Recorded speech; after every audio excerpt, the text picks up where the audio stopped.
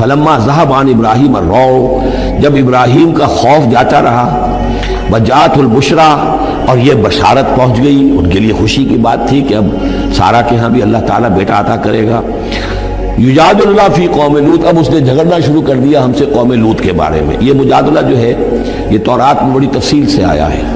کہ دیکھو تم جو جا رہے ہو، اگر اس شہر کے اندر، ان بستیوں کے اندر 50 آدمی بھی راست باز ہوں گے تو کیا کرو گے؟ کیا پھر بھی ہلاک کر دو گے؟ فرشتوں نے کہا نہیں، اگر 50 آدمی وہاں ہوئے، اگر راست باز ہوئے تو ہم ہلاک نہیں کریں گے۔ اچھا دیکھو، میری کوئی حیثیت نہیں ہے، میں بہت ناچیز ہوں، لیکن میں پھر جرات کرتا ہوں، میں اللہ سے عرض کرتا ہوں کہ اچھا ہو سکتا ہے 40 ہوں وہاں پر، تو پھر اچھا 40 بھی ہوئے تو پھر ہم ان کو بھی پھر چھوڑ دیں گے، بستیوں کے اوپر عذاب نہیں آئے گا۔ ہوتے ہوتے 5 پہ آ گئے، جس پہ کہ آخر میں کہا گیا کہ اے ابراہیم چھوڑو اب اس بات کو، اب یہ تمہارے رب کا فیصلہ آ چکا۔ وہاں ایک بھی نہیں ہے، تم 5 کی بات کر رہے ہو۔ وہاں تو سوائے حضرت لوط علیہ السلام کے خود اور ان کی 2 بیٹیوں کے اور کوئی بھی نہیں تھا کہ جو ان شہروں میں سے بچا ہو۔ تو یجادلنا فی قوم لوط، اب وہ قوم لوط کے بارے میں ہم سے جھگڑنے لگے، یعنی چونکہ وہ حلیم الطبع تھے،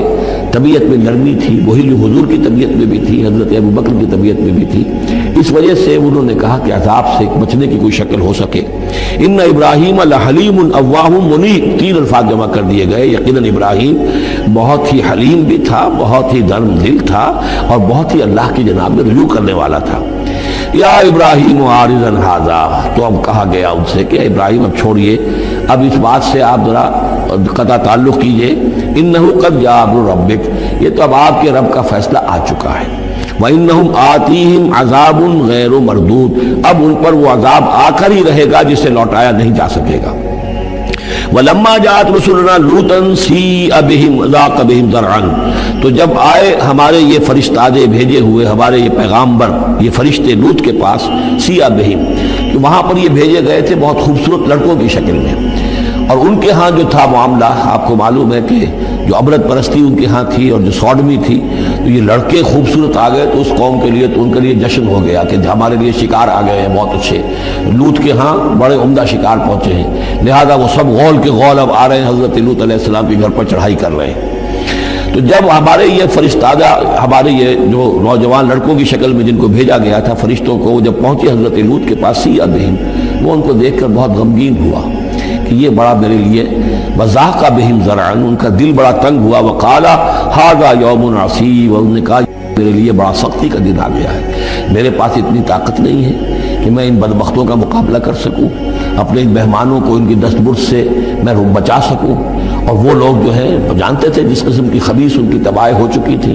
کہ وہ کسی اپیل اور کسی دلیل سے بعد آنے والے نہیں ہیں، تو اس سے ان کے دل کے اندر جو ہے وہ ایک عجیب کیفیت پیدا ہوئی۔ سیء بہم وضاق بہم ذرعا وقال ھذا یوم عصیب وجاءہ قومہ یہرعون الیہ، اور اب آئی اس کی قوم اس کے پاس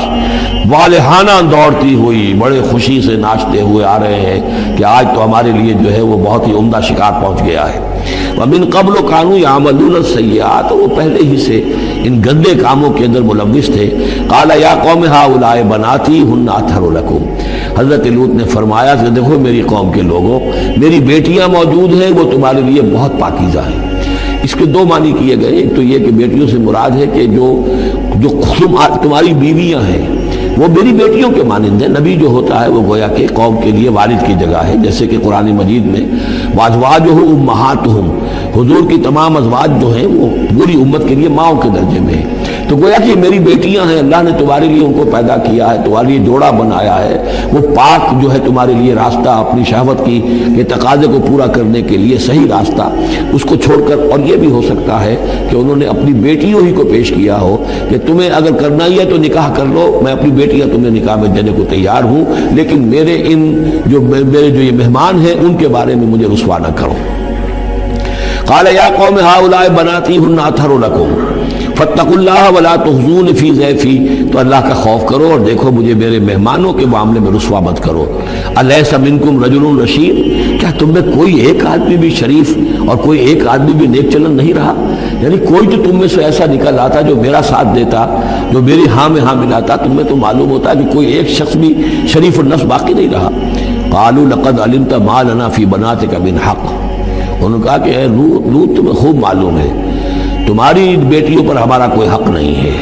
اس سے معلوم ہوتا ہے وہ دوسری ہی بات ہی زیادہ راجے ہے۔ وَإِنَّكَ لَتَعْلَمُ مَا نُرِيدُ، اور تم خوب جانتے ہو جو ہم چاہتے ہیں، یعنی باتیں مت بناؤ، ہماری توجہ جو ہے ادھر ادھر لے جانے کی کوشش نہ کرو، تم جانتے ہو ہم جو چاہتے ہیں، جس کے لیے ہم حاضر ہوئے ہیں، جس کے لیے ہم پہنچے ہیں۔ قَالَ لَوْ أَنَّ لِي بِكُمْ قُوَّةً، انہوں نے کہا کاش کہ میرے پاس تمہارے مقابلے کے لیے کوئی طاقت ہوتی، او آوی الی رکن شدید، یا وہ کوئی قلعہ ایسا ہوتا جس میں مضبوط میں جا کر پناہ لے لیتا اور تم سے اپنے آپ کو اور اپنے مہمانوں کو بچا لیتا۔ یہاں ہے اصل میں حضور صلی اللہ علیہ وسلم کی ایک حدیث میں الفاظ آئے ہیں، یرحم اللہ لوطا لقد کان یاوی الی رکن شدید، اللہ تعالیٰ رحم فرمائے لوط پر، وہ ایک مضبوط قلعے میں تھے، اللہ تعالیٰ کی حفاظت تو انہیں حاصل تھی، لیکن یہ کہ اس وقت جو صورت بن گئی تھی ان کے لیے، جیسے جب جادوگروں نے جو اپنے انچر پھینکے تھے اور وہ بھی بن گئے تھے فرعون کے دربار میں، وہ بھی شکل اختیار کر لی تھی انہوں نے سانپوں کی، تو حضرت موسیٰ پر بھی وقتی طور پر خوف طاری ہو گیا تھا۔ تو بدبنائے طب بشری خوف کا ہو جانا یہ کوئی نبوت کی عصمت کے منافی نہیں ہے۔ تو یہاں پر بھی اللہ تعالیٰ کی حفاظت تھی، اور جیسا کہ آیا فرشتوں نے پھر ذرا سا ایک ہاتھ ہلایا اور سب کے سب اندھے ہو گئے، وہ اس طرح کا معاملہ تفاصیل تورات میں ہے۔ قال لو ان لی بکم، لیکن جو حسرت کی کیفیت تھی اور جس طرح ضیق میں ان کی جان اس وقت آئی تھی، اس کا تصور کیجئے، کاش کہ میرے پاس تمہارے مقابلے کے لیے طاقت ہوتی، او آوی الی رکن شدید، یا کوئی ایسا ہوتا مضبوط مستحکم قلعہ جس میں جا کر میں پناہ لے لیتا۔ قالوا یا لوط انا رسول ربک، ان فرشتوں نے کہا اے لوط گھبرائیں نہیں، ہم آپ کے رب کے پیغامبر ہیں، بھیجے ہوئے ہیں، لن یصلوا الیک، یہ آپ تک پہنچ نہیں پائیں گے، آپ کو کوئی گردن نہیں پہنچا سکیں گے، آپ بالکل اطمینان رکھیں۔ فَأَسْرِ بِأَهْلِكَ بِقِطْعٍ مِنَ اللَّيْلِ، اور بھی رات کا ایک حصہ جو باقی ہے اس میں آپ اپنے اہل کو لے کر، اپنے گھر والوں کو لے کر نکل جائیے اس بستی سے۔ وَلَا يَلْتَفِتْ مِنْكُمْ أَحَدٌ، اور کوئی بھی آپ میں سے پیچھے نہ دیکھے، پیچھے توجہ نہ کرے، پیچھے کی طرف کوئی خیال نہ آئے کہ ہمارے دوست تھے اور ہمارے یہ تھے اور ہمارے عزیز تھے، إِلَّا امْرَأَتَكَ، اور آپ کی بیوی بھی ساتھ نہیں جائے گی، وہ بھی یہیں رہے گی۔ یہ دو بیویاں ہیں جلیل القدر پیغمبروں کی، جن کا ذکر پھر آئے گا بڑی وضاحت کے ساتھ سورہ تحریم میں۔ ایک حضرت نوح علیہ السلام کی بیوی اور ایک حضرت لوط کی بیوی، کہ یہ اگرچہ کہ کانتا تحت عبدین من عبادنا صالحین فخانتاہما فلم یغنیا عنہما من اللہ شیئا، اگرچہ وہ ہمارے دو بہت ہی نیک اور بہت ہی برگزیدہ بندوں کے تحت تھی، ان کے گھروں میں آباد تھی، لیکن یہ کہ انہوں نے خیانت کی، اور اس کے نتیجے میں یہ ہے کہ پھر وہ اللہ تعالیٰ کے عذاب سے ان کے شوہر انہیں بچا نہیں سکے، نہ حضرت نوح بچا سکے اپنی اس بیوی کو، اور نہ حضرت لوط بچا سکے اپنی اس بیوی کو۔ الا امرأتک، سوائے آپ کی بیوی کے، انہ مصیبھا ما اصابہم، اس کے اوپر تو وہی مصیبت آ کر رہنی ہے جو ان سب پر آنی ہے۔ ان موعدہم الصبح، اور دیکھیے ان کے وعدے کا وقت صبح کا ہے، صبح کو وہ عذاب آ جائے گا۔ الیس الصبح بقریب، کیا صبح قریب نہیں ہے؟ یعنی اب جلدی کیجئے، اب آپ فوری طور پر یہاں سے اپنی بچیوں کو لے کر نکل جائیے۔ فلما جاء امرنا جعلنا عالیہا سافلہا، جب ہمارا حکم آ پہنچا ہم نے اس کے اونچے کو نیچا کر دیا، یعنی کسی بستی کو تلپٹ کیا جائے تو چھت نیچے ہو جائے گی اور جو بنیادیں اوپر آ جائیں گی، عالیہا سافلہا، الٹ کر رکھ دیا بستیوں کو۔ وامطرنا علیہا حجارۃ من سجیل، اور مزید ان کے اوپر ہم نے بارش برسائی کنکروں کی، پتھروں کی، یعنی یہ کہ ایک طرف تو یہ کہ کچھ زلزلہ آیا یا کچھ اور زمین میں دھماکہ ہوا، ایکسپلوژن ہوا جس سے وہ بستیاں الٹ گئیں، اور اس کے بعد یہ ہے کہ آسمان سے پھر بارش ہوئی ہے ان پر سجیل۔ یہ سجیل اصل میں فارسی کا لفظ ہے سنگ گل، سنگ گل یعنی یہ کہ مٹی جو ہے اگر کسی صحرا کے اندر تھوڑی سی پھوار پڑے اور زیادہ تیز بارش نہ ہو تو وہ ہر قطرے کے ساتھ تھوڑی سی مٹی مل کر وہ ایک چھوٹا سا دانہ بنتا ہے، اور وہ پھر دھوپ جب پڑتی ہے تو وہ پھر پک جاتا ہے، جیسے کہ کہیں آپ اینٹیں پکاتے ہیں اپنے بھٹیوں کے اندر، یہ پھر کہلاتی ہے سنگ گل، یعنی یہ پتھر تو ہے لیکن یہ پتھر نہیں ہے، یہ مٹی کے بنے ہوئے پتھر ہیں، کنکر ہیں۔ ان کنکروں کی بارش ہوئی جس کے اندر کہ اس کو بالکل دفن کر دیا گیا ان دونوں شہروں کو۔ منضود، تہ برتہ، وہ جو بارش ہو رہی تھی کنکروں کی تہ برتہ، مسومۃ عند ربک، اور وہ نشان زد تھے تیرے رب کی طرف سے، یعنی ہر ایک کے لیے معلوم تھا کہ کس کو کون سا پتھر لگنا ہے اور کون سا جو شخص ہے اس کی ہلاکت کس کے ذریعے سے ہونی ہے۔ وما ہی من الظالمین ببعید، اور یہ ان ظالموں سے کچھ زیادہ دور نہیں ہے، یعنی جو مشرکین مکہ ہیں، جو قریش ہیں اور عرب کے جو مشرک ہیں، ان سے یہ بستیاں کوئی دور تو نہیں ہیں، اس لیے کہ یہ جب جاتے تھے فلسطین کی طرف اپنے قافلے لے کر تو یہاں سے گزرتے تھے،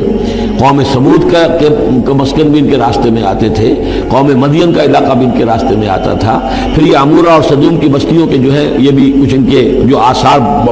باقی رہ گئے تھے وہ بھی آتے تھے۔ وَلُوطًا، اور ہم نے بھیجا تھا لوط کو، اذ قال لقومہ، جب کہ انہوں نے کہا تھا اپنی قوم سے، اتاتون الفاحشۃ وانتم تبصرون، کیا تم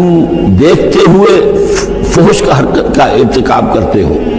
یعنی یہ بھی معلوم ہوتا ہے کہ ان کے ہاں یہ مسئلہ اس درجے گندگی کو پہنچ گیا تھا کہ علی الاعلان مجلس کے اندر یہ حرکتیں کرتے تھے۔ اِنَّکُمْ لَتَأْتُونَ الرِّجَالَ شَهْوَةً فِي دُونِ النِّسَاءِ، کیا تم مردوں کی طرف کا رخ کرتے ہو شہوت کے ساتھ عورتوں کو چھوڑ کر؟ بل انتم قوم تجہلون، لیکن تم تو واقعۃ یہ کہ بہت ہی جہالت میں مبتلا ہو چکے ہو۔ فما کان جواب قومہ، تو نہیں تھا اس کی قوم کا جواب، الا ان قالوا، مگر یہ کہ انہوں نے کہا، اخرجوا آل لوط من قریتکم، نکال باہر کرو لوط والوں کو، لوط کے گھر والوں کو اپنے شہر سے، انہم اناس یتطہرون، یہ تو بڑے پاک باز لوگ ہیں، بڑے طہارت اور بڑی پاکیزگی رکھنے والے لوگ ہیں۔ فانجیناہ واہلہ، تو ہم نے نجات دی اس کو اور اس کے گھر والوں کو، الا امرأتہ، سوائے اس کی بیوی کے، قدرناہا من الغابرین، یہ ہم نے مقرر کر دیا تھا کہ وہ پیچھے رہنے والوں میں ہوگی۔ وامطرنا علیہم مطرا، اور ہم نے ان پر ایک بارش برسائی، فساء مطر المنذرین، تو بہت ہی بری بارش تھی وہ کہ جو ان لوگوں پر برسائی گئی کہ جن کو خبردار کر دیا گیا تھا۔ پہلا رب نو یار دا شوق ہویا،